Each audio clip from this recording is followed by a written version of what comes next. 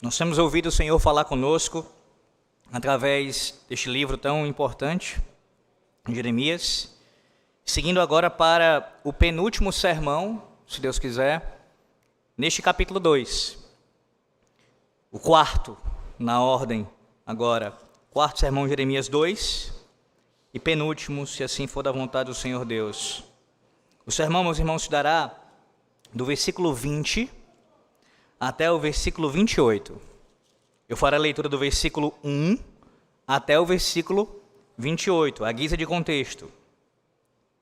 A leitura será do 1 ao 28, mas o sermão se dará somente do versículo 20 ao versículo de número 28. E assim chegaremos ao quarto sermão nessa manhã, em Jeremias 2, no caso.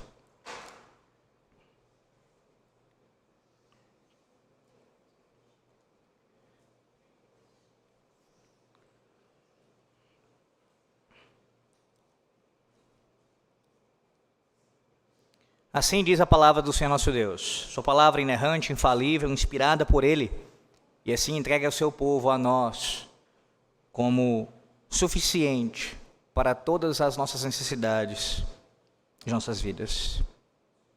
Assim diz o Senhor. A mim me veio a palavra do Senhor dizendo, vai e clama aos ouvidos de Jerusalém, assim diz o Senhor, lembro-me de ti, da tua afeição quando eras jovem, e do teu amor quando noiva, e de como me seguias no deserto, numa terra em que se não semeia. Então Israel era consagrado ao Senhor, e eram as primícias da sua colheita. Todos os que o devoraram se faziam culpados, o mal vinha sobre eles, diz o Senhor. Ouvi a palavra do Senhor, ó casa de Jacó, e todas as famílias da casa de Israel. Assim diz o Senhor. Que injustiça acharam vossos pais em mim, para de mim se afastarem, indo após a nulidade dos ídolos, e se tornando nulos eles mesmos, e sem perguntarem onde está o Senhor que nos fez subir da terra do Egito, que nos guiou através do deserto, por uma terra de ermos e de covas, por uma terra de sequidão e sombra de morte, por uma terra em que ninguém transitava e na qual não morava homem algum. Eu vos introduzi numa terra fértil, para que comesses o seu fruto e o seu bem. Mas, depois de terdes entrado nela, vós a contaminastes, e da minha herança fizestes abominação. Os sacerdotes não disseram, onde está o Senhor? E os que tratavam da lei não me conheceram. Os pastores prevaricaram contra mim. Os profetas profetizaram por Baal e andaram atrás de coisas de nenhum proveito. Portanto, ainda pleitearei convosco, diz o Senhor, e até com os filhos de vossos filhos pleitearei. Passai as terras do mar de Chipre, e vede, mandai mensageiros a Quedar, e atentai bem, e vede se jamais sucedeu coisa semelhante. Houve alguma nação que trocasse os seus deuses, posto que não eram deuses? Todavia o meu povo trocou a sua glória por aquilo que é de nenhum proveito. Espantai-vos disto, ó céus, e horrorizai-vos. Ficai estupefatos, diz o Senhor, porque dois males cometeu o meu povo. A mim me deixaram o manancial de águas vivas, e cavaram cisternas rotas, que não retêm as águas. Acaso é Israel escravo ou servo nascido em casa? Por que, pois, veio a ser presa?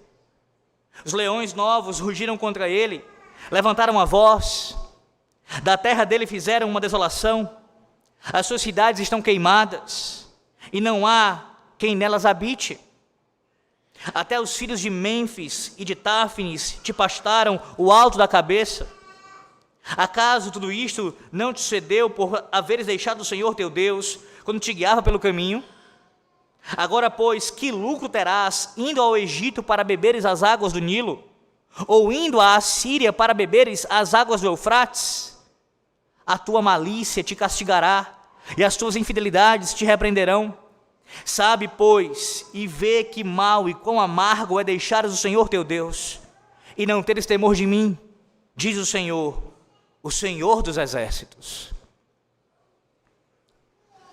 ainda que há muito quebrava eu o teu jugo e rompia as tuas ataduras, dizias tu, não quero servir-te? Pois em todo outeiro alto e debaixo de toda árvore frondosa, te deitavas e te prostituías. Eu mesmo te plantei como vide excelente, da semente mais pura. Como, pois, te tornaste para mim uma planta degenerada, como de vide brava? Pelo que ainda que te laves com salitre e amontoes potassa, continua a mácula da tua iniquidade perante mim, diz o Senhor Deus. Como pode dizer, não estou maculada, não andei após os Baalins? Vê o teu rasto no vale, reconhece o que fizeste, dromedária nova de ligeiros pés, que andas zigue-zagueando pelo caminho, jumenta selvagem, acostumada ao deserto e que no ardor do cio sorve o vento. Quem a impediria de satisfazer ao seu desejo? Os que a procuram não têm de fatigar-se, no mês dela a acharão. Guarda-te de que os teus pés andem desnudos e a tua garganta tenha sede. Mas tu dizes, não, é inútil, porque amo os estranhos e após eles irei. Como se envergonha o ladrão quando o apanham, assim se envergonham os da casa de Israel, eles, os seus reis, os seus príncipes, os seus sacerdotes e os seus profetas, que dizem a um pedaço de madeira, tu és meu pai, e a pedra, tu me geraste, pois me viraram as costas e não o rosto. Mas em vindo a angústia dizem, levanta-te e livra-nos. Onde, pois, estão os teus deuses, que para ti mesmo fizeste? Eles que se levantem, se te podem livrar no tempo da tua angústia, porque os teus deuses, ó Judá, são tantos como as tuas cidades. Amém. O que é fascínio? O que é fascínio? A descrição, ou melhor, a explicação da palavra, se você der uma pesquisada rápida depois, você verá algumas dentre essas. Fascínio é um sentimento ou uma sensação de profundo encanto. É um deslumbramento. Também é uma aptidão para atrair. Também é a atração que algo ou alguém consegue exercer sobre outrem. Fascínio, meus irmãos, refere-se a um tipo de interesse muito grande, considerável. E à luz dessas breves explicações ou definições de fascínio, eu pergunto a você nessa manhã, o que é que te fascina? O que é que te fascina? Mas muito cuidado com a sua resposta. Talvez você diga que o que lhe fascina é algum tipo de comida específica, ou um lugar, um ambiente que você gosta de frequentar. Isso me deixa fascinado, pastor. Eu me sinto assim, fascinado por isso. Mas eu repito, cuidado. A palavra fascínio, em sua etimologia, meus irmãos, do latim, tem a ideia, o significado de encantamento ou de feitiço. É essa a ideia de encantar, de lançar feitiços. Sim, alguém que se encontra fascinado, se formos bem ao pé da letra, do significado da palavra, da sua etimologia, é alguém que está enfeitiçado, encantado, por alguém ou por algo. É exatamente a descrição desse texto aqui, nessa manhã. Do versículo 20 ao versículo 28. O povo ali se encontrava fascinado, enfeitiçado pelos ídolos, pela religião pagã. Eles estavam demonstrando um deslumbramento. Não apenas um interesse, mas um grande interesse naquela falsa religião, naquele falso culto. Eles estavam completamente dominados pelos falsos deuses. E assim seguiam seus passos, corriam atrás deles para prestar o culto àquelas falsas divindades. Você sabe muito bem que o capítulo 2 tem como proposição principal que Yahvé, ele denuncia a infidelidade do seu povo e convoca-o perante o seu tribunal para abandonarem os seus pecados, sob pena de receberem a justa condenação. Você sabe que essa é a ideia central do capítulo 2. E agora, do versículo 20 ao versículo 28, nós veremos o fascínio que eles estavam ali demonstrando na prática desses pecados. Sim, você já ouviu alguma coisa, algo sobre isso, sobre o pecado da idolatria nesse texto do capítulo 2, mas agora nós veremos algumas descrições mais detalhadas, que trazem essa ideia de estarem enfeitiçados por aqueles falsos deuses. Esse trecho do capítulo 2, ele tem um teor aqui bastante expresso através de uma linguagem de luxúria.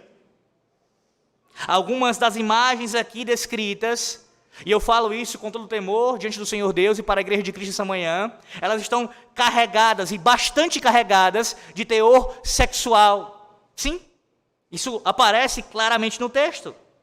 E todas elas, as imagens aqui descritas, elas são extremamente competentes e retratam fielmente a infidelidade de Judá, através de uma variedade de imagens. Sim, o texto, do versículo 20 em diante, no caso o Senhor faz essa revelação desse fascínio do povo pelos falsos ídolos, através de uma série de imagens. Uma imagem após a outra. E assim, de forma didática, o nosso Deus vai nos ensinando, assim como ensinou aquele povo, o quão grave era aquele pecado, é claro, e como eles deveriam rapidamente abandonarem, através de uma série de imagens. Eu quero que você observe isso essa manhã, a partir do versículo 20. A primeira imagem, que aparece na parte A do versículo 20, é de uma besta, que se livra do seu jugo. Veja, o texto diz mais uma vez: ainda que há muito quebrava eu o teu jugo, e rompi as tuas ataduras, dizias tu, não quero servir-te. Meus irmãos, não era algo novo o abandono da aliança, da quebra da aliança. Isso já acontecia há muito tempo, como você tem ouvido. E aqui a ideia é de um boi. Como um boi, ele quebra o seu jugo. Também Judá havia quebrado o jugo de Yahvé, quebrado as algemas que unia o povo ao próprio Deus da aliança. Ou seja, o povo havia descartado todas as limitações que Yahvé impunha sobre eles e que ligavam eles a Yahvé, o seu Senhor soberano.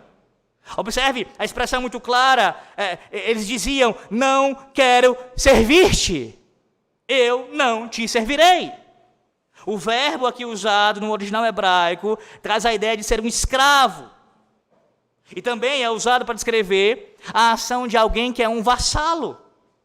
Mas eles estavam dizendo: nós não queremos mais servir ao Senhor, sermos os seus vassalos, os seus escravos. Perceba claramente o contexto de aliança aqui. O Senhor soberano e os vassalos, os escravos, se rebelando contra a autoridade, contra a vontade do seu Senhor, como um boi que quebra o seu jugo. Meus irmãos, o servo que rompe com o seu soberano, agora se entrega a outro senhor. Sim, porque eles não estavam se libertando para ficarem, por assim dizer, livres, mas se entregando ao senhorio de outro, de Baal e de outras falsas divindades, se entregando a ritos sexuais da prostituição sagrada ali, ou na concepção deles, sagrada, que fazia parte ali dos ritos de fertilidade realizados naqueles santuários locais. Meus irmãos, o que o povo está fazendo aqui, a descrição do que o povo fez, é de uma tentativa, no caso, na verdade, mais do que isso, uma demonstração vívida de um abandono ao seu marido. Lembra que essa é a figura que norteia principalmente o texto? Da noiva lá no início do capítulo 2, da mulher que está sendo infiel para com seu marido, no início fiel e depois se demonstrando infiel. Sim, o povo abandona o seu marido como um animal que se liberta do seu jugo. Jerusalém é como um boi selvagem,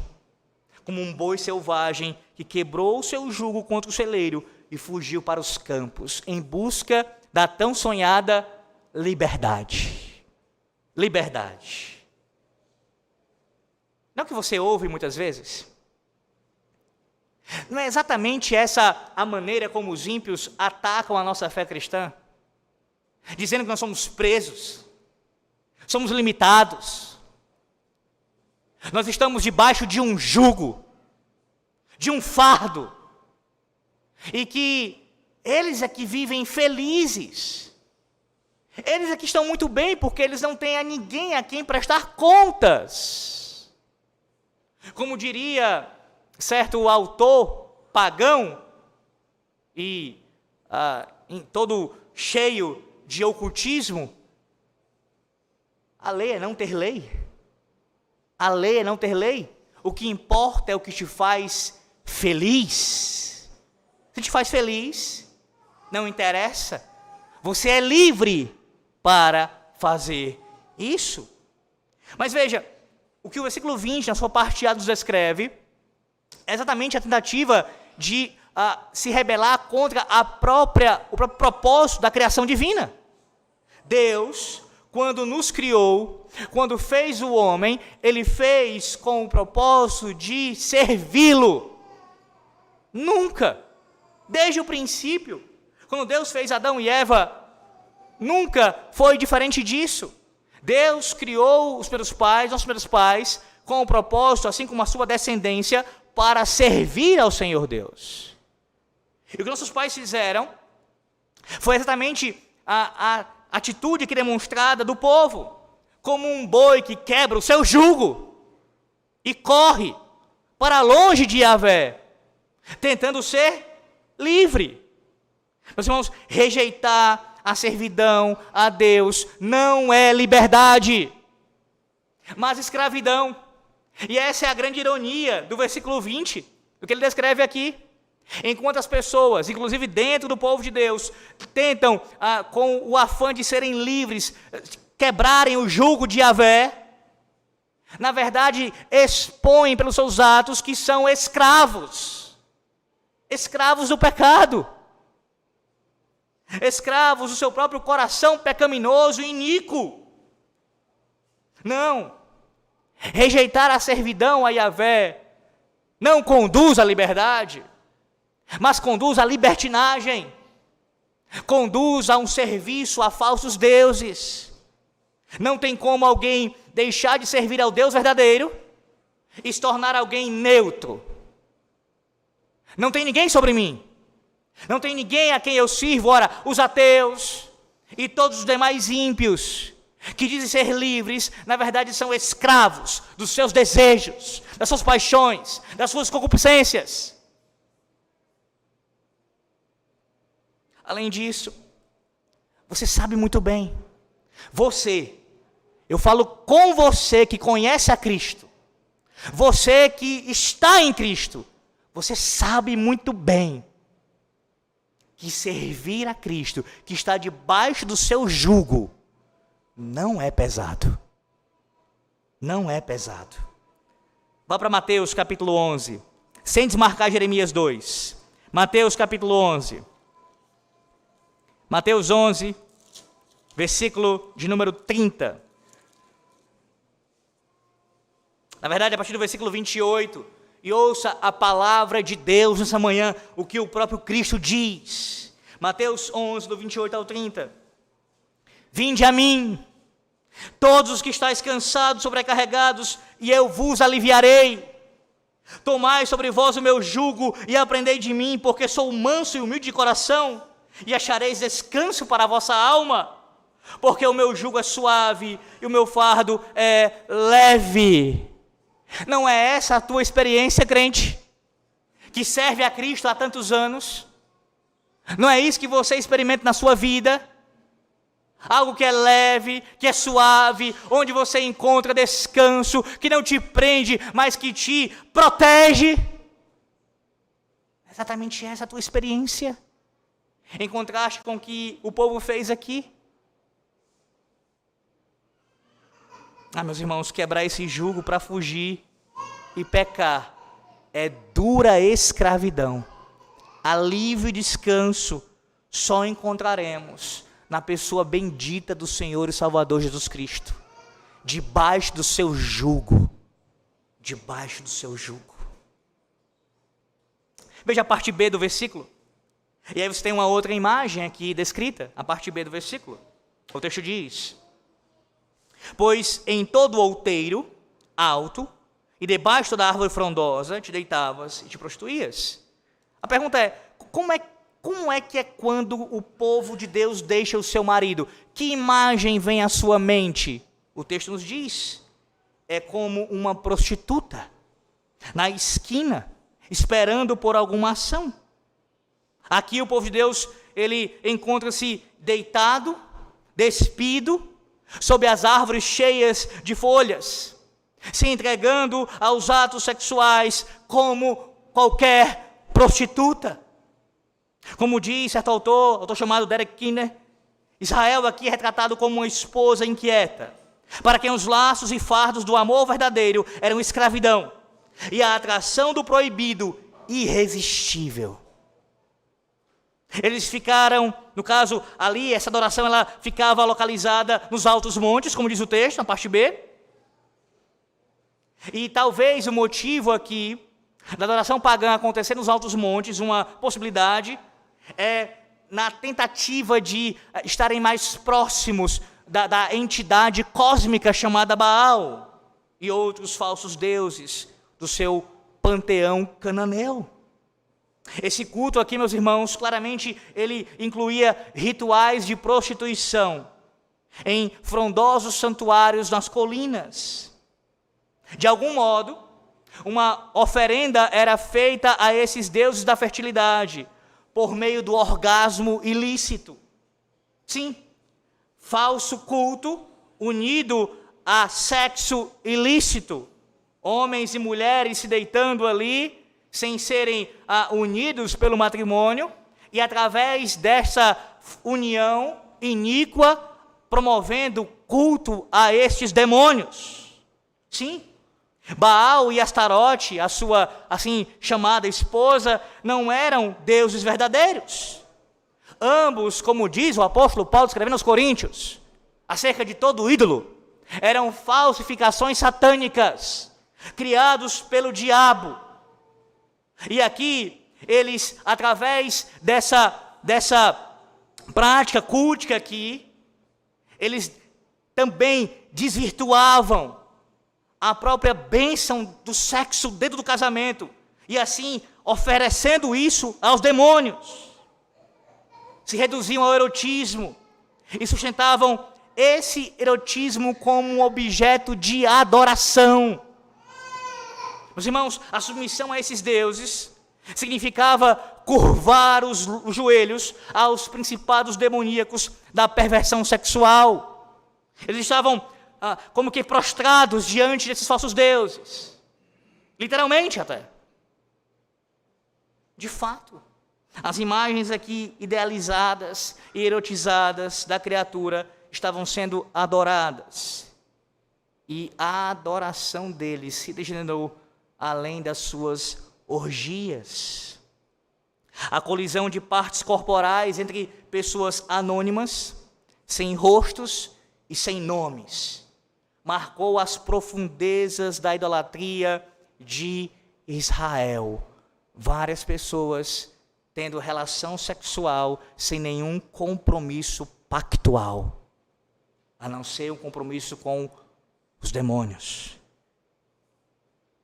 Uma vez seduzidos pelos falsos deuses de Canaã, o povo ali se tornou adepto do culto aos ídolos. Sim, claramente o pecado da idolatria aqui é descrito para nós através dessas práticas. O povo foi fascinado. enfeitiçado por aquelas práticas. Meus irmãos, o povo aqui, o povo do Senhor, ele é acusado de prostituição religiosa, literalmente. Eles estavam se deitando como uma prostituta, com quem nem conhece, com alguém que ela não tem a menor intimidade. E aí você lê essa parte B, a parte B aqui do versículo 20, e diz: pastor, isso era algo daqueles dias, né? Era muito comum isso acontecer. Essa é uma prática pagã já antiga, né, pastor? De se prestar culto aos falsos deuses, usando, dentre outras coisas, também o sexo ilícito. Não é, pastor? É algo daqueles dias, não é? Daqueles dias somente. O quanto de erotismo nós temos em nossas igrejas? Você já parou para pensar nisso? Para meditar nisso? Inclusive no contexto de culto.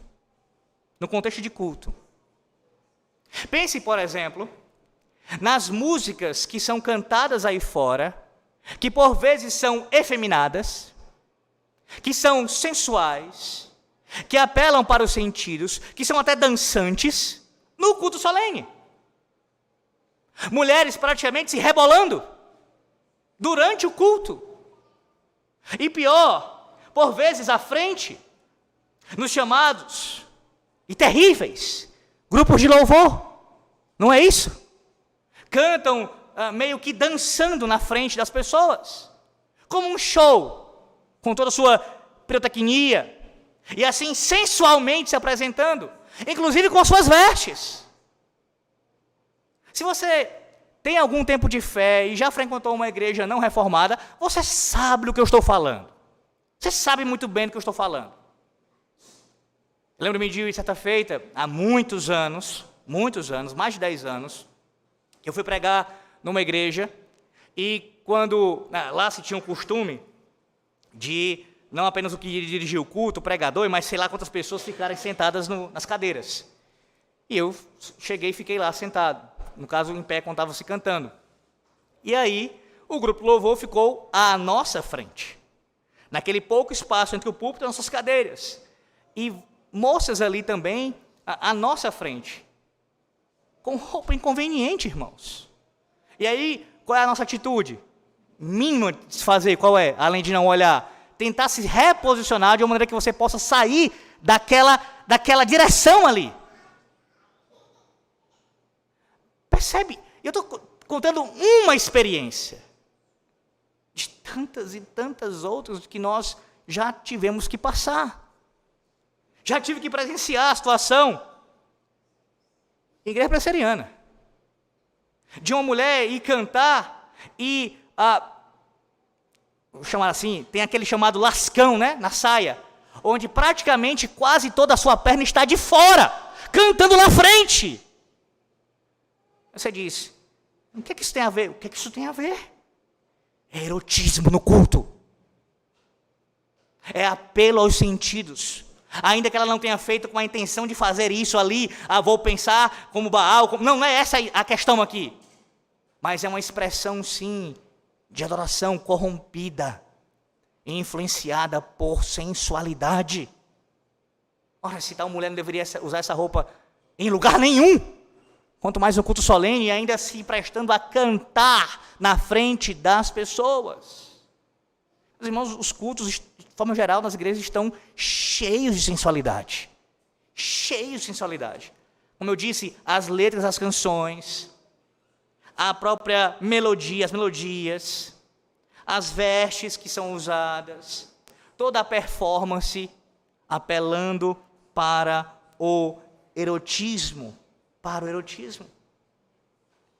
Ora, além disso, isso também nos ensina que o povo da aliança, quando se envolve, a igreja do Senhor, quando se envolve com o pecado, e dessa maneira aqui, de forma tão terrível, ela consegue ir num nível muito mais grave do que qualquer ímpio já tenha ido. Sim, a igreja aqui, da antiga aliança, no seu envolvimento com o pecado, acabou demonstrando práticas piores do que os piores ímpios. Os piores ímpios. Meus irmãos, um frequentador assíduo da igreja, que não adora a Deus de coração, ele é mais perverso no seu coração do que qualquer homem que nunca tenha ouvido o evangelho. E talvez seja o seu caso aqui nessa manhã, que domingo após domingo ouve a palavra de Deus sendo proclamada, ouve Deus falar, e o seu coração continua endurecido, entregue aos ídolos, e assim você acumula sobre si mesmo cada vez mais brasas de juízo do fogo eterno. Muito pior do que alguém que se encontra lá fora, sem nunca ter ouvido o evangelho, uma vez que você usa o nome do próprio Deus em vão e presta culto a falsos ídolos, a falsos deuses. Na sequência, há uma outra imagem agora, no versículo 21, veja, a terceira imagem agora. Eu mesmo te plantei como vide excelente, da semente mais pura. Como, pois, tornaste para mim uma planta degenerada, como de vide brava? A terceira imagem aqui, meus irmãos, é a videira seleta. A videira seleta. Como é que é quando Deus é abandonado pelo seu povo? É como o quê? É como uma videira selvagem. Geralmente são os animais que costumam se voltar contra os seus donos. Dessa vez aqui, uma planta. Uma planta. Meus irmãos, de volta à primavera, quando plantou o seu jardim, Deus pegou algumas mudas e plantou uma vide excelente. E o que o Senhor Deus esperava? Qual era o seu propósito ao plantar a sua vide excelente? Qual era? Ele estava esperando obter uvas ricas e vermelhas daquela videira. E como um certo escritor descreve, espremê-las e fazer delas uma bela garrafa de vinho. Esse vinho aqui de alta qualidade. Este era o propósito do Senhor. Deus plantara um estoque totalmente confiável para o seu povo, na esperança de reunir uma rica colheita de uvas seletas. Olha a bondade do Senhor em fazer isso. Mas o que o texto diz? A videira acaba por se tornar uma videira selvagem, uma vinha selvagem, estranha. Algo que era mal cheiroso. A videira agora volta-se contra aquele que a tinha plantado. Meus irmãos, o propósito do nosso Deus de nos fazer a sua videira, no caso, plantados na sua videira, é para que nós venhamos a ser ramos frutíferos. Olha para João capítulo 15, mais uma vez, sem desmarcar Jeremias 2. João capítulo 15, texto bastante conhecido acerca da videira verdadeira. João 15, a partir do versículo 1. João 15, do 1 ao 8, assim diz o Senhor nosso Deus. Cristo falando: eu sou a videira verdadeira e meu Pai é o agricultor. Todo ramo que estando em mim não der fruto, ele o corta.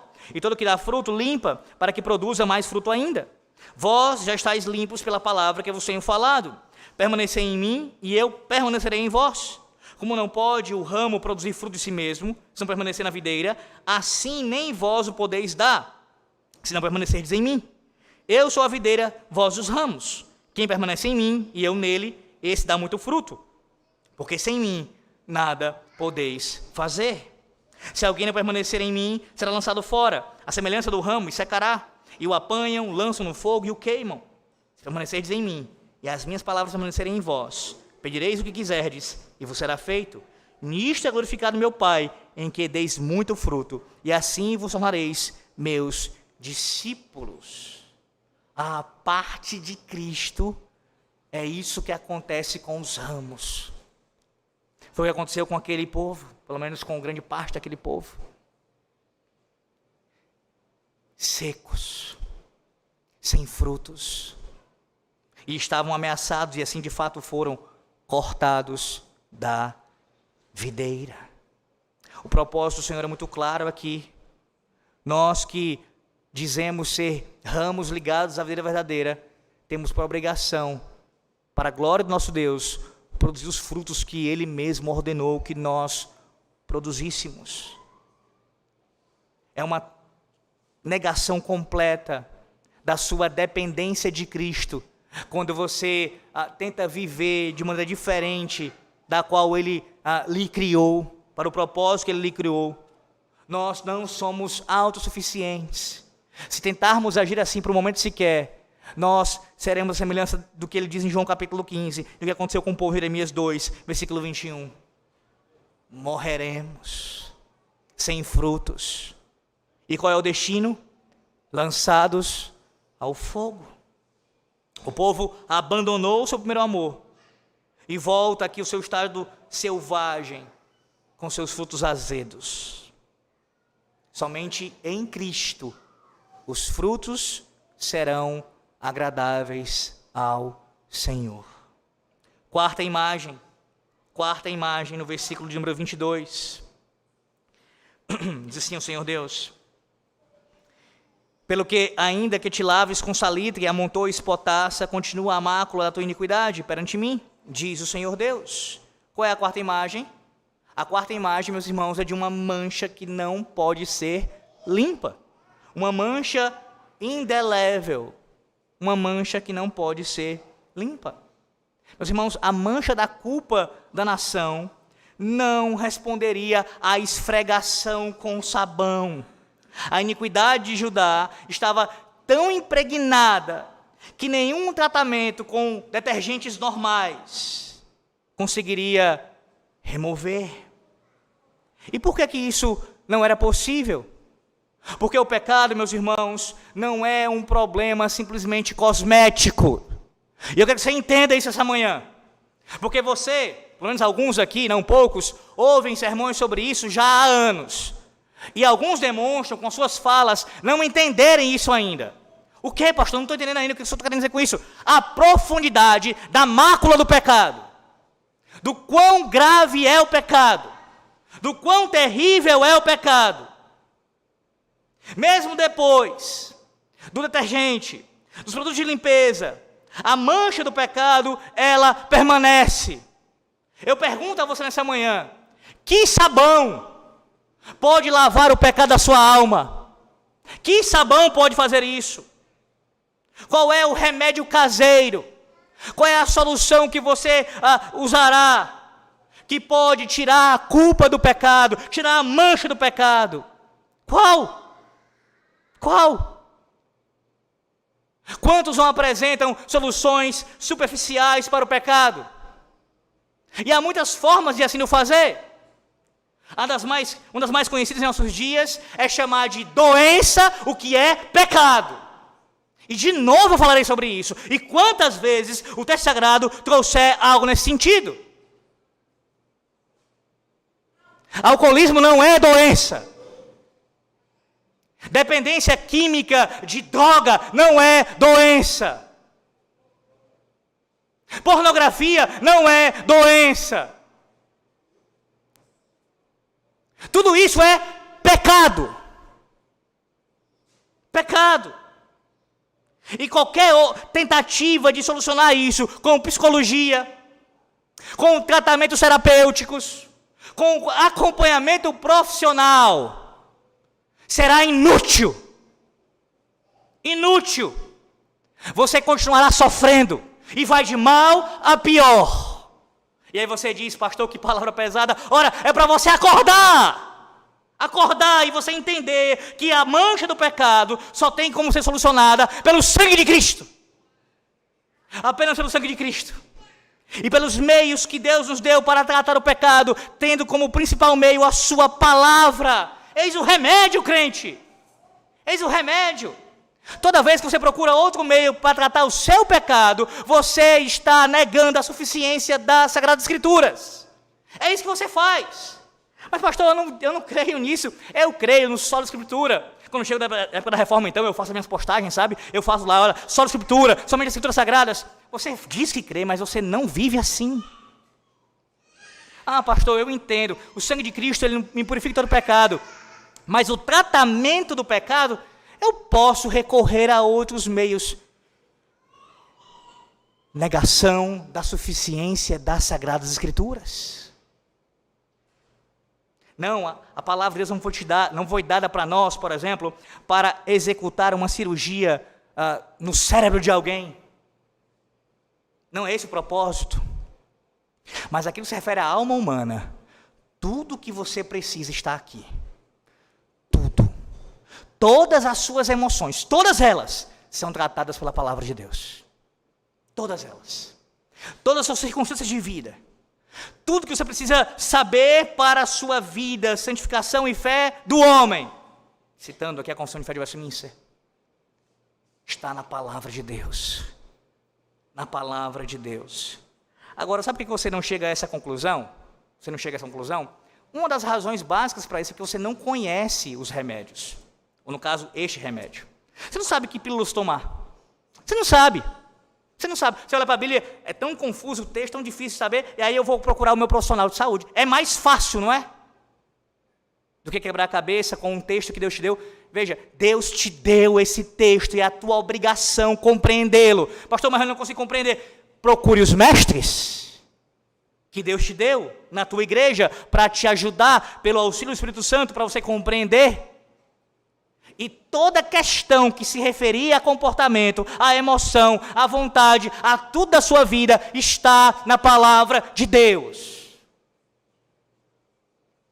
Uma das coisas que tem mais sido falada nos nossos dias com relação a tratar como doença e olhar as pessoas como coitadinhas é a ansiedade. Irmãos, Mateus capítulo 6. 2 pílulas para você nessa manhã. 2 pílulas. Mateus 6 e Filipenses capítulo 4. Tome! Terminou o culto, leia os textos, Filipenses 4, Mateus capítulo 6, a partir do versículo 25. E veja o que Cristo e o apóstolo Paulo fala sobre ansiedade. O pastor não resolveu o problema. Toma todo dia as pílulas. Pela manhã, pela tarde e pela noite, se for o caso. Lê. Medita e pede ao Senhor também que fortaleça aquela palavra no seu coração, para que você creia e descanse no que Ele diz. Por que andais ansiosos? Eu tenho cuidado de vós.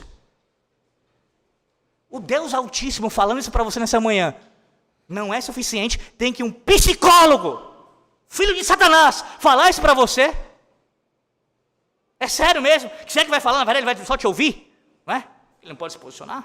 Se ele for coerente com a sua profissão? Loucura é procurar suplementos, procurar subsídios em quem não é Deus, a semelhança do povo, para tentar tirar aqui a mancha. A mancha não vai sair. A mancha não vai sair, a não ser pelo sangue de Cristo, que nos purifica de todo pecado. 1 de João, abra sobre 1 de João, sem desmarcar Jeremias 2, obviamente. 1 de João, capítulo de número 1, versículo 7. 1 de João 1, versículo 7. Capítulo 1, versículo 7. Se, porém, andarmos na luz, como Ele está na luz, mantemos comunhão uns com os outros, e o sangue de Jesus, seu Filho, nos purifica de todo pecado. Somente o sangue de Jesus Cristo pode nos purificar de todo pecado. Somente. E aí, veja. Use de lógica, aprenda a fazer isso. Se o sangue é suficiente, a obra de Cristo, para me purificar do pecado e apagar a minha culpa diante do Senhor Deus, Cristo, com a sua obra, não seria suficiente para tratar o pecado? Para a minha santificação? Para a minha luta com relação aos desejos mais profundos do meu coração?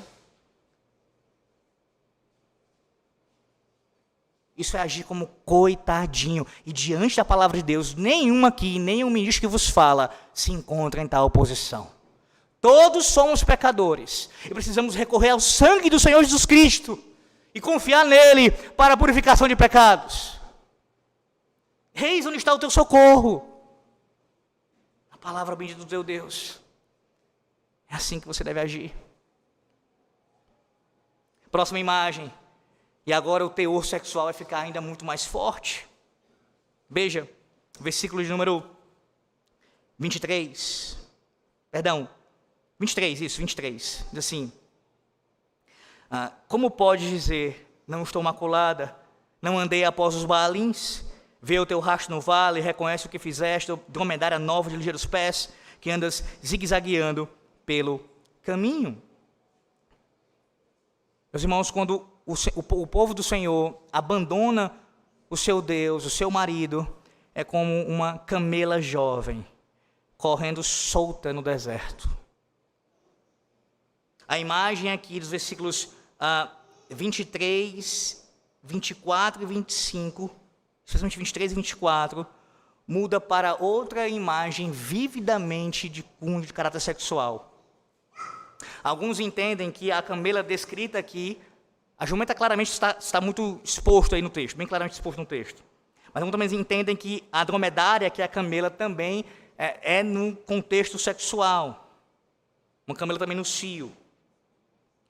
E aqui, meus irmãos, é uma referência bastante pitoresca às práticas associadas com o culto de fertilidade ali aos Baalins. O uso que ele utiliza, que ele coloca aqui de Baalins, no plural, veja, refere-se à ideia de que Baal ele era adorado em muitos centros, em muitos lugares. Não apenas em um lugar particular, mas em vários lugares. Várias adorações prestadas a Baal. O profeta que ele se refere à reivindicação de que alguns ali dentro do povo não seguiram aos Baalins. Não é isso que ele diz? Veja, como pode dizer, como se eles estivessem dizendo, não estou maculada, não andei após os Baalins. Mas a prática deles os condenava. Hipocrisia, assim, agirem. Mas para você entender bem, aqui, a imagem que o Senhor utiliza no versículo 23, da camela, da dromedária, eu preciso dizer para você, explicar a você a descrição de um camelo, de uma camela jovem. Eu vou ler aqui o que um estudioso fala sobre o assunto. Escute, sobre a camela. Literalmente, aquele camelo está zigue-zagueando em suas trilhas. O camelo novo é a ilustração perfeita para tudo que é volúvel e irresponsável. É desajeitado ao extremo e foge em qualquer direção à menor provocação, causando fúria a quem o guia. Sentar-se na praça de uma vila e assistir a um camelo jovenzinho fugindo, com um assustado camponês correndo loucamente atrás dele, é uma experiência inesquecível. Nunca dá mais do que uns 3 passos em cada direção. Até hoje, o exemplo do camelo tão jovem pelo caminho resulta numa dramática ilustração de qualquer coisa inconstante. Ele mal consegue caminhar, ele já tomba. Essa é a ideia. Ele fica de maneira a trocar ali os seus pés, suas patas. Assim, zigue-zagueando pelo caminho, é uma descrição fiel de um jovem camelo que dá a Jeremias aqui uma ilustração perfeita da inconstância do povo. As camelas jovens, meus irmãos, elas são totalmente imprevisíveis, desajeitadas e ficam perturbadas com facilidade, de modo que correm de um modo aparentemente desorganizado. A expressão aqui, mais uma vez, zigue-zagueando pelo caminho ou cruzando seus rastros, como diz outro estudioso, é uma descrição acurada de uma camela jovem. Jeremias tinha diante dele uma ilustração perfeita da inconstância e da não confiabilidade de Israel, do povo. A camela no cio, como alguns entendem também, essa ideia está presente aqui, ela é muito selvagem e dá pouca evidência do fato. Em outras palavras, o que o profeta queria dizer é que o povo de Deus corre para todo lado em busca de pecar. Eles são incapazes de decidir a quem irão servir. São tantos deuses, são tantos prazeres, são tantos lugares. Mas veja ainda no versículo 23, vê o teu rasto no vale. Meus irmãos, alguns estudiosos entendem que essa expressão vale aqui utilizada, ela é particularmente tenebrosa. E por quê? Nós ainda chegaremos lá, se Deus nos permitir, na sequência dos capítulos de Jeremias. Provavelmente, a referência aqui é o vale do filho de Inom, onde as crianças eram sacrificadas aos falsos deuses, especialmente a Moloque. E aí aqui já seria uma referência a essa prática de adoração pagã. Eles eram Veja, vê o teu rastro no vale. Lembra-te por onde tu andaste, sacrificando os teus filhos a falsos deuses. Mas observe que Deus ele vai dos dromedários aos burros, aos jumentos. Sim, abandonar o Senhor Deus é se comportar como uma jumenta no cio. Veja que o Senhor Deus não tem nenhuma dificuldade com falar isso. Nenhuma. Agora, ao mesmo tempo, não venha pegar esse texto bíblico, e eu preciso explicar isso logo de cara aqui, para justificar a linguagem vulgar. Está vendo? A Bíblia, ela usa a linguagem em termos mais fortes. Ora, isso não significa dizer que a Bíblia está dando autorização, que o próprio Deus, que é santo, está usando uma linguagem que é pecaminosa. De maneira nenhuma. O nosso falar deve ser sempre de maneira piedosa. Agora, obviamente que alguns assuntos, pelo tamanho da sua gravidade, requerem que termos mais pesados sejam utilizados, ilustrações mais pesadas sejam utilizadas, sem descambar em impiedade, sem ir para dar espaço para luxúria. Deus está usando essa figura aqui para ilustrar a gravidade daquele pecado. Como uma jumenta no cio. É a atitude daqueles que abandonam ao Senhor Deus. Meus irmãos, a jumenta no cio, ela é praticamente violenta. E a descrição aqui, como o Senhor Deus utiliza pelo seu profeta, a jumenta selvagem aqui, é mostrando que o pecado é como um impulso sexual incontrolável de um animal. Pecar contra Deus, nesse caso, abandoná-lo, é como um impulso de um desejo sexual que é incontrolável. E aí, mais uma vez, eu preciso citar aqui uma descrição de um outro autor acerca do comportamento da jumenta no cio. Ouça. E para você poder clarificar ainda mais seu entendimento do texto sagrado. Os hábitos da jumenta no cio são dramáticos e vulgares. Escute e preste bem atenção nisso, veja. Ela fareja a trilha à sua frente, tentando captar o cheiro de um macho, da urina do macho. Quando o encontra, esfrega o nariz na poeira, e depois endireita o pescoço, e com a cabeça alta, fecha as narinas e cheira o vento. O que ela realmente está fazendo é inalando a poeira que está encharcada com a urina de um macho, de um jumento. Com o seu pescoço esticado ao máximo, ela lentamente inspira um longo e profundo fôlego.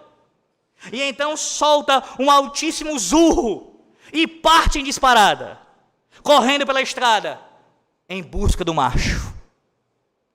Um provérbio árabe diz, ela estava intoxicada, ela fica intoxicada pela urina do macho.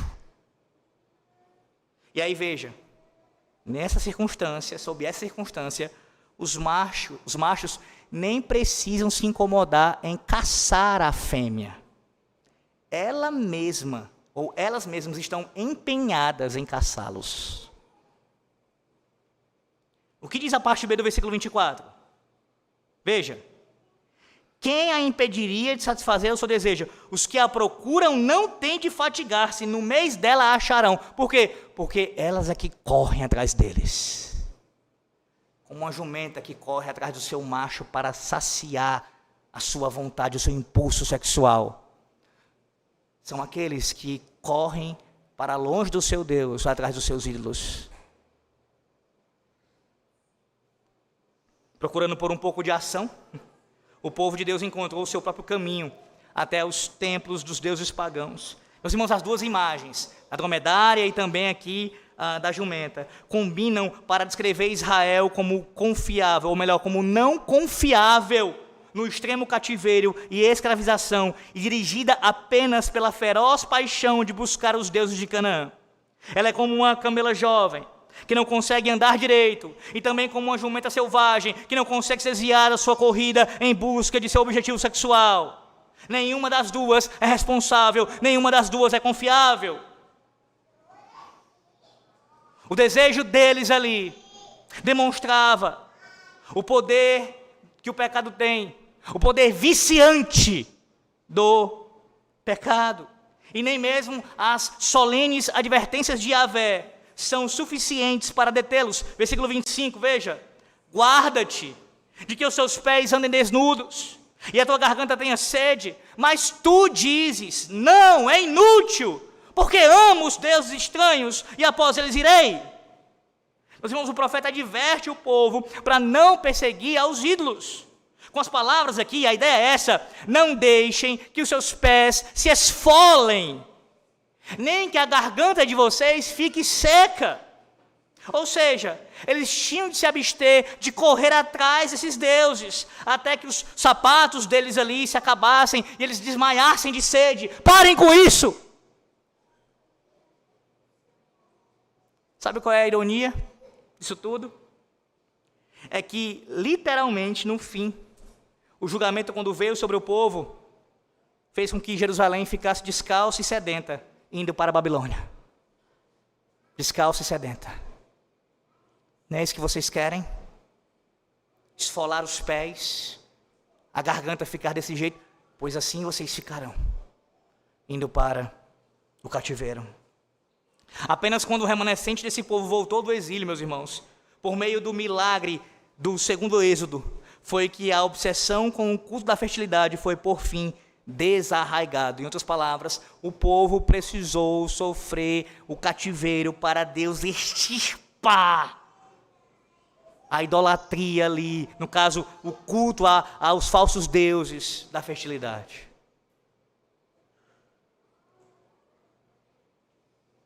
Como é que você reage quando ouve isso nessa manhã? Sobre esse andar inconstante, descrito aqui com a ilustração da dromedária, zigue-zagueando. Não é exatamente assim que você muitas vezes se comporta? Em sua fé vacilante? Em por vezes você dizer servir a Deus, mas ao mesmo tempo está procurando prestar culto àquilo que não é Deus, e assim expondo a sua inconstância? Observe, meus irmãos, que a avidez pelo pecado, ela é como um impulso sexual. E a maioria aqui dos que me ouvem nessa manhã sabem do que eu estou falando literalmente. Literalmente. Todavia, o desejo em si, é claro que ele não é pecaminoso. O próprio Deus nos concedeu isso. Só que, como tudo que Deus faz, há um propósito e deve ser utilizado dentro do ambiente da situação em que Deus designou, assim também é o desejo, o impulso sexual. Isso deve ser vivenciado no matrimônio. E fora da relação pactual entre homem e uma mulher, fora da aliança do matrimônio, qualquer prática desse caráter, fora do matrimônio, é quebra da aliança. É pecado. O que o povo estava fazendo? Estava sendo dominado por isso. O problema não é você ter isso, esse impulso. O problema é a quem você direciona. E se isso te domina? Percebe? Nós vivemos dias, não que isso não já aconteceu, é claro, já aconteceu, mas hoje há uma facilitação ainda maior de observarmos pessoas sensuais. E aí você diz assim, pastor, o senhor está falando mais uma vez de pessoas que usam roupas e também, mas eu estou indo mais profundamente na questão, pegando a ideia mesmo da palavra sensual. O que é alguém sensual? É alguém que é dominado pelos seus sentidos. Isso é alguém sensual. Ele é dominado pelos seus sentidos. E aí, com essa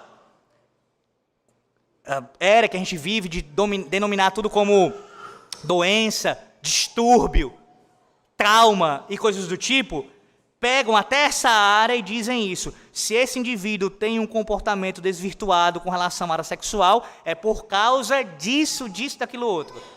E sempre vão ficar o quê? Nunca tratando o âmago da questão. Foi abusado. Veja, tudo isso é grave. E eu não estou dizendo que essas coisas não podem, de alguma maneira, interferir. O que eu estou dizendo é que o âmago da questão, a raiz do problema, não é isso. Mas o fato de ser escravo do pecado, de ser dominado por isso, ser alguém sensual, dominado pelos seus sentidos. Isso descreve você nessa manhã? Isso descreve você nessa manhã? E veja o problema com isso. Claro, em si já, mas também as consequências que isso resulta. Alguém que é sensual, dominado pelos sentidos, ele vai demonstrar isso em outras áreas. Não é só na questão do comportamento sexual, não. Mais uma vez, pega na questão do culto, uma vez que o contexto do texto está falando de culto aqui, principalmente. Eu fui naquela igreja, ali na Professor Raimundo Gomes, e eu não senti nada. Eu não senti nada. Eu não senti um arrepio. Eu não tive, sabe, uma sensação assim de... Eu não quis saltar do banco, eu não quis voar, eu não senti nada. Não tem um instrumento. Não tem uma música mais, sabe, que mexa mais, sabe? Não tem isso. Isso é uma pessoa sensual. Isso é uma pessoa sensual. E a gente precisa colocar o dedo na ferida e ter essas questões de forma muito claramente aqui. Muito claramente. Isso é alguém que quer que o culto ao Senhor Deus seja moldado pelos seus impulsos sexuais. O nome disso é blasfêmia. Blasfêmia. Nosso culto ao Senhor Deus não é regido pelos nossos sentidos. E aí não pegue a minha fala e vá deturpá-la dizendo, o pastor está dizendo que no culto a gente não vai sentir nenhum tipo de emoção. Não é isso. Você tem vontade, tem as suas afeições, a sua inteligência, seu intelecto, tudo isso deve estar prestando culto a Deus e você deve ser atingido em cada parte do seu ser. O ponto não é esse. Não é a negação da presença disso no culto, mas é o culto ser guiado por isso. E ser marcado por isso. Pelos sentidos. E aí avaliam um sermão pela receptividade que eles tiveram ali de uma sensação no seu corpo. Que loucura! De fato, o sermão bíblico, que é fiel, que o Santo Espírito usa para falar com o povo, aquece o coração. Não tenha dúvida quanto a isso. Não é isso que aqueles homens dão no testemunho, no caminho para Emaús? Não nos ardia o coração quando ele falava? De fato, isso acontece quando Cristo fala. Todavia, não é isso que guia o culto. Não é isso que guia. Você pode não sentir absolutamente nada em suas emoções e ainda assim, Deus está trabalhando em você. Em você. Veja aqui uma outra aplicação clara desse texto, meus irmãos. É que, a semelhança daquele povo, por vezes nós agimos como essa jumenta no cio. Como assim, pastor? A gente não precisa que a tentação venha até nós. E é o que eu escuto frequentemente como pastor, ainda mais agora. Pastor, o mundo é difícil, nós temos que enfrentar as tentações, por vezes surgem oportunidades. Sim, tudo isso é verdade. Mas quantas vezes as tentações não precisam correr atrás de você e você é quem corre para buscá-las? Quantas vezes? Quantas vezes você é como essa jumenta aqui, que você cheira a urina, fica embriagado com essa urina, desejando, e você está bem distante, mas você corre quilômetros para chegar até lá. E coloca a tentação diante de si, e ali se regozija e sacia a sua sede, esfolando seus pés. Quantas vezes? Quantas vezes?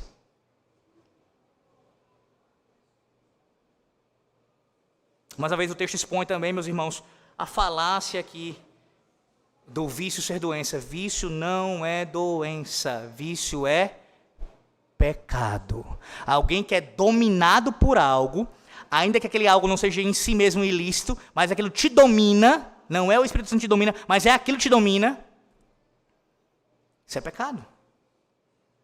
Isso é pecado. Aqueles que são dependentes químicos, repito, viciados em apostas ou agressores sexuais, não podem ajudar a si mesmos. Eles anseiam tanto pelos seus vícios, pelos seus pecados, que se sentem incapazes de abandoná-los. Não é essa a descrição aqui? Você não já ouviu isso de alguém, não? Alguém que é conhecido por ser viciado em alguma coisa? Veja, a descrição é exatamente essa. Veja, quem impediria, versículo 24, sabe o teu desejo? Perdão, versículo 25, guarde que não, final do versículo 25, isso. Mas tu dizes, não, é inútil, porque amo os estranhos e após eles irei. Qual é a resposta deles? Não tem solução para mim. E aí eles usam placebo. Vão para clínicas, fazem, como eu disse, tratamentos, esse, aquilo, outro, e não resolve. E não vai resolver. Não vai resolver. E aí a alegação é essa, é inútil, é inútil, é inútil. Por que é inútil? Porque você ama. Você ama esse pecado. Você ama. Eu preciso ter os meus pecados. Não é isso que a pessoa está dizendo? Próxima imagem, versículo 26. Agora você tem aqui um ladrão sendo apanhado em flagrante. Um ladrão sendo apanhado em flagrante. Veja, como se envergonha o ladrão quando o apanham, assim se envergonham os da casa de Israel. Os seus reis, os seus príncipes, os seus sacerdotes e os seus profetas. Nós vimos já em Jeremias capítulo 2, no versículo 8, o profeta denunciando aqueles 4 grupos da nação. Sacerdotes, intérpretes da lei, líderes do povo, no caso os governantes, bem como também os profetas. Agora Jeremias ele se volta mais uma vez, meus irmãos, para o castigo deles. E ele os compara a um ladrão profissional, que fica embaraçado quando é pego no ato de roubar. Sim, porque naqueles dias os ladrões ainda agiam assim, é normal, né? É o comum. Hoje o indivíduo vai para a televisão, dá entrevista, se torna presidente, e ele é exaltado. Mas o comum é, ele foi pego em flagrante, ele fica envergonhado. Porque roubar é algo que é pecado, é ilícito. É ilícito. Jeremias declara que virá o dia em que toda a casa de Israel, junto com seus líderes, também ficarão embaraçados e envergonhados. Como um ladrão. Como um ladrão. Que roubavam o Senhor. Que roubavam o povo do Senhor. E que maneira um líder, ele rouba, principalmente ao povo, à igreja, ao povo de Deus? Ora, quando ele não cumpre o seu dever, que Deus o designou para tal, assim, fazê-lo, e na verdade guia o povo para longe do Senhor.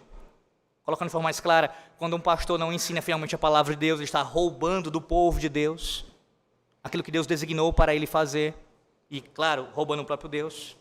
Quando o governante, que ele não reina, ele não governa segundo o mandato divino, ele está fazendo isso como um ladrão, porque o governo não pertence a ele, de uma nação, de um estado, o governo da igreja não pertence a mim, não pertence ao conselho, pertence a Cristo. Cristo governa a igreja, Cristo governa o estado, Cristo governa todas as coisas. E quando um líder não governa de acordo com Cristo, o rouba, usurpa o seu reinado mediador. Na sequência do texto, observe ainda, versículo 27, que dizem a um pedaço de madeira, tu és meu pai, e a pedra, tu me geraste, pois viraram as costas e não o rosto, mas em vindo a angústia dizem, levanta-te e livra-nos. O profeta prossegue aqui para fazer agora uma referência que é desdenhosa às práticas da adoração cananeia. Veja, o povo diz a uma árvore aqui, que provavelmente era uma identificação com uma representação ali da deidade cananeia feminina. Aí eles dizem para a árvore que representa a divindade feminina, você é meu pai. Veja a situação aqui, você é meu pai, dizendo para a mulher. E há uma pedra que representa aqui a deidade cananeia masculina, você me deu a luz. Ou seja, a fala do profeta aqui, ela possui uma forte sátira, meus irmãos. O símbolo feminino é chamado de pai. E o masculino é dito sobre ele que foi ele quem deu a luz. Ora, isso demonstra a confusão que havia no meio do povo. A confusão, porque é isso que a idolatria e o pecado provocam. Confusão. E veja, não apenas a confusão com relação a esses termos, mas a própria confusão com relação ao fato de atribuírem a esses falsos deuses a sua própria existência. Não foi Yahvé quem nos formou, quem nos gerou, quem nos formou, de onde nós nascemos, nós viemos desses deuses, da fertilidade. Que confusão, que confusão. E aí, não vou aprofundar isso agora, porque meu propósito é fazer isso após o culto. Veja como no versículo 27, como também diz no versículo 20, você tem um claro uso aqui de árvores, num contexto idólatra pagão. Isso te diz alguma coisa? Aí responde o sábio, né, nessa manhã, que se acha sábio. Agora lá vem o pastor dizer que a árvore é um... Não foi Deus que criou, pastor? É claro que Deus criou. A pedra, tudo. Não estou dizendo o contrário disso. Estou dizendo o seguinte, que ao longo da história, sempre foi comum entre os pagãos se utilizar desses objetos, inclusive de árvores frondosas, para um fim de adoração pagã. Misturando, e isso entrando no meio do povo de Deus, misturando a adoração ao Deus verdadeiro, Yahvé, com a adoração falsa. Elementos pagãos junto com o Deus verdadeiro e o culto ao Deus verdadeiro. E tentando ali fazer esse concubinato. Isso aqui é claramente exposto no versículo 20 e no versículo 27. Abandonem isso. Porque como lemos em Deuteronômio capítulo 12, como fizeram eles aos seus deuses, vocês não farão a mim. Vocês não vão pegar o culto pagão de Canaã, daqueles povos de Canaã, e adaptá-los a mim. Vocês não farão isso. Vocês vão adorar a mim como eu ordenei, sem acrescentar e sem diminuir. Veja como o texto é muito enfático. Eles voltaram para o Senhor as costas e não o rosto, demonstrando aqui a sua total rejeição de Yahvé. Rejeição de Yahvé. E precisavam sim de uma divindade para salvá-los. E só Yahvé, o Deus da aliança, o Deus do Sinai, poderia fazer isso, como diz no final do versículo 27, levanta-te e livra-nos. E aí encerramos o versículo 28, o texto diz, onde, pois, estão os teus deuses, que para ti mesmo fizeste? Ou seja, está pedindo livramento a mim? Eles que se levantam e se te podem livrar no tempo da tua angústia, porque os teus deuses, ó Judá, são tantos como as tuas cidades. Note aqui mais uma vez a ironia que é clara de Jeremias. Ele sugere que o povo deveria estar pedindo ajuda aos seus falsos deuses, que criaram para as suas cidades. A inferência veemente aqui é que esses deuses, sendo obra das mãos dos homens, eram impotentes para ajudá-los no momento da crise. Ora, não foram eles que criaram vocês? Que formaram vocês? Então, esses deuses que vocês formaram, que vocês criaram, clamem a eles para livrarem vocês no dia da angústia. Meus irmãos, falta na natureza das religiões, em que a deidade era interpretada de forma diferente em cada santuário local, uma imagem que seja unitária e coerente de deidade, como é ensinada na fé de Israel. Jeremias aqui, ele parece estar chamando de forma zombeteira cada conceito local da deidade de uma deidade separada. Enquanto há o Deus único e verdadeiro, a Santíssima Trindade, em sua perfeita unidade, eles estavam esfacelados, prestando culto a falsos deuses espalhados pela sua terra, não demonstrando nenhuma unidade de fé.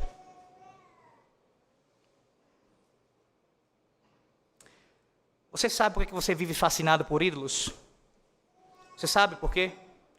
Por que tantas coisas te fascinam, te deixam encantados, enfeitiçado. E aqui eu digo, não apenas coisas pecaminosas em si mesmas, mas coisas que não são pecaminosas, mas que você trata dessa forma, idolátrica. Você vive fascinado por ídolos, e a razão básica para isso é a seguinte: porque você não conhece o Deus que você diz crer. Você não conhece o Deus que você diz crer. Se você vive fascinado, como o povo aqui, por ídolos, dessa maneira aqui, é porque você não conhece o Deus que você diz crer. Compare o Deus único e verdadeiro, como se revelou na sua palavra, com qualquer ídolo. Faça isso. E aqui eu encerro citando, obviamente, a nossa confissão de fé. No capítulo 2 da confissão de fé de Westminster, de Deus, da Santíssima Trindade. Aí escute a descrição confessional, presbiteriana, reformada, bíblica acerca de quem Deus é. E aí compare, que não é exaustiva a descrição aqui, a definição, mas compare isso com os ídolos. Há somente um Deus, vivo e verdadeiro, o qual é infinito em seu ser e perfeição, um espírito puríssimo, invisível, sem corpo ou membros, ou paixões, é imutável, imenso, eterno, incompreensível, onipotente, onisciente, santíssimo, completamente livre e absoluto, fazendo tudo para a sua própria glória, e segundo o conselho da sua própria vontade, que é reta e imutável. Ele, esse Deus, o Deus único e verdadeiro, ele é cheio de amor, ele é gracioso, ele é misericordioso, é longânimo, muito bondoso, verdadeiro, que perdoa a iniquidade, a transgressão e o pecado. Ele é galardoador dos que diligentemente o buscam, e contudo justíssimo e terrível em seus juízos, pois odeia todo o pecado, de modo algum terá por inocente o culpado. Seção 2. Deus tem toda a vida, bondade e bem-aventurança em si mesmo. Ele é todo suficiente para si mesmo, pois não precisa das criaturas que trouxe a existência. Não deriva delas glória alguma, mas somente manifesta a sua própria glória nelas, por elas, para elas e sobre elas. Ele é a única fonte de todo ser, de quem e para quem são todas as coisas. E sobre elas tem soberano domínio para fazer com elas, para elas e sobre elas tudo quanto quiser. Todas as coisas estão abertas e manifestas diante dele. O seu conhecimento é infinito, infalível e independente da criatura, de sorte que para ele nada é contingente ou incerto. Ele é santíssimo em todos os seus conselhos, em todas as suas obras e em todos os seus preceitos. Para ele, da parte dos anjos, dos homens e de toda qualquer outra criatura, são devidos todo o culto, todo o serviço e obediência que ele há por bem querer requerer deles. Seção 3 e última. Na unidade da divindade, há 3 pessoas de uma mesma substância, poder e eternidade. Deus o Pai, Deus o Filho e Deus o Espírito Santo. O Pai não é de ninguém, não é nem gerado, nem procedente. O Filho é eternamente gerado do Pai. O Espírito Santo é eternamente procedente do Pai e do Filho. Como não ficar, não fascinado, não enfeitiçado, mas como não ficar maravilhado diante de tamanha majestade? Quando você conhece Deus, quando você conhece cada pessoa da Santíssima Trindade, o Pai, o Filho e o Espírito Santo, o seu ser, seus atributos, as suas obras, quando você contempla a divindade na pessoa de Cristo e vê a obra da redenção, com a sua obediência ativa e passiva, com a sua ida à cruz do Calvário, o seu sangue derramado, o seu corpo partido, a ressurreição dos mortos, como não ficar maravilhado diante de tamanha majestade? Você fica fascinado com os ídolos porque a tua visão é míope, é reduzida, e você não conhece o Deus verdadeiro. Quando você o conhece, os ídolos viram pó, e você os quebra, você os destrói, você não os aceita, você luta pela força do Espírito Santo no seu coração para você não se prostrar a eles. E age não como uma jumenta no cio, mas como uma ovelha que ouve a voz do seu pastor e conhece. Você conhece.